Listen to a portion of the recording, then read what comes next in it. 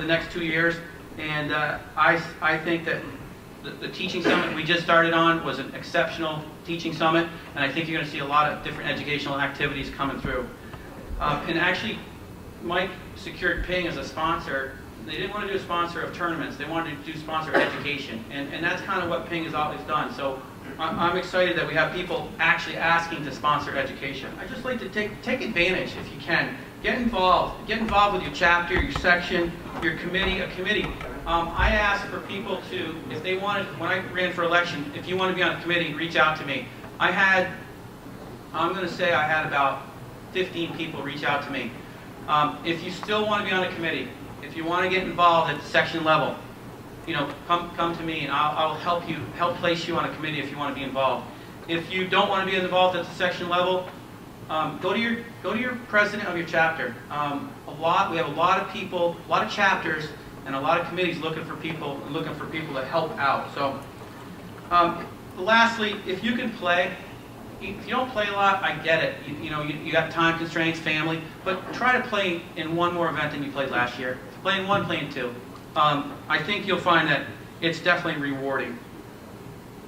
I'm going to talk about committee chairs because we've placed a little bit more importance on committee chairs. At the board level, we've taken a committee chair from at-large, and we've also taken a committee co-chair from our board, and we've put them together. So we have continuity, we have communication between what's going on at the committee level and what's going on in the boardroom. So on the website, you will find all the committees. You'll find the committee members and the committee chairs. So you can reach out to committee chairs and ask to be on their committee, or you can call me or you can call Mike.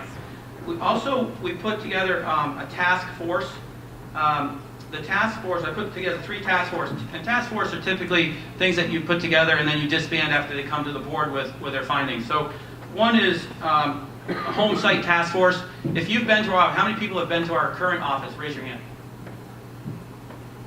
Okay, thank you. About 10. And how many people enjoyed that experience? Raise your hand. Ron Philo is the only one that raised his hand, okay? So Ron Philo got something out of it, and it wasn't the venue, right? It was the people. There you go. We're in the back of a post office.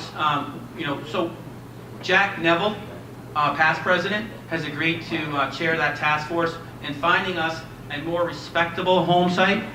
It might not be at a golf course, it might be off course, but at least a more respectable place where our staff can function comfortably versus what they're going through right now. I understand. So chapters are very important to us as a section and our strength as a section.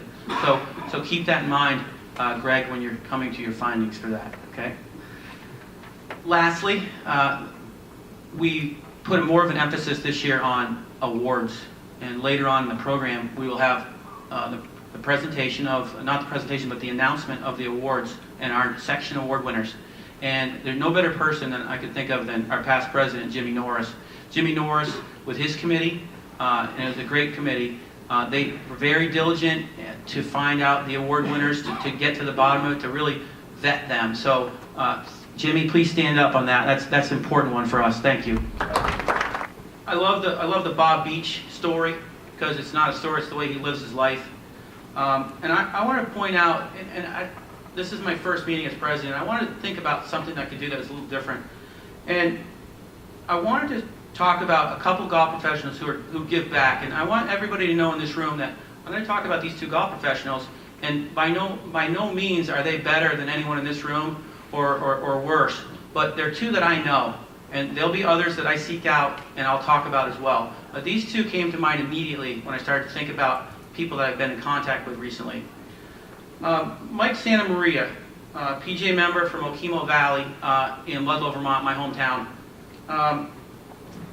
He's not only been a leader in our section by winning Merchandiser of the Year awards in our section and our chapter, but he's also the coach of the local 5th and 6th grade basketball team.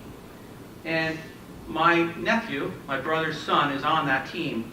I want everybody to know that when you're looking at our PGA members, they're not just guys at the golf course, they're guys that are doing things off the course as well in our communities.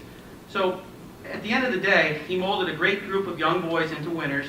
They went undefeated, 22-0, the regular season, and after attending the awards banquet, and I attended a few weeks ago, I came away with a new appreciation for Mike and his passion for teaching and motivating our youngsters.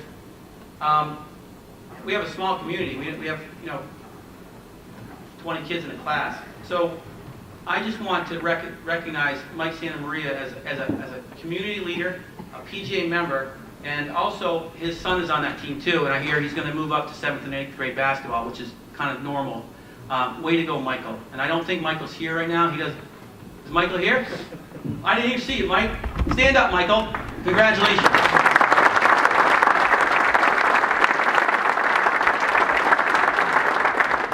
And actually, Mike had no idea I was going to talk about that. No, I didn't tell anybody. The second person I want to acknowledge, and another leader in our community, comes from New Hampshire.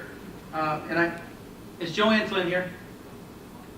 Joanne Flynn, I just want to point Joanne Flynn out. I spoke to her about 3 weeks ago on the way home at 9 o'clock at night. We talked for about an hour. And this woman is a wonderful example of the old saying, give someone who is busy another task and they will find a way to get it done.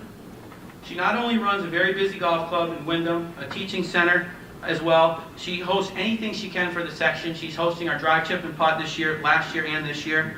She's on the junior golf committee with JC, I believe. Her family owns other courses. Her dad was a former section leader and I believe a Hall of Famer. But now the kicker. Not only does she run that golf course, and she runs it well, she's also the Boys and Girls Club president for Salem, New Hampshire. She's in charge of raising $1.7 million for the annual operating budget. She's tireless in her quest to make sure that the Boys and Girls Club is funded and the programs work for her community. She's passionate. In addition, she is also heavily involved with her local animal shelter and works very hard to further that cause as well.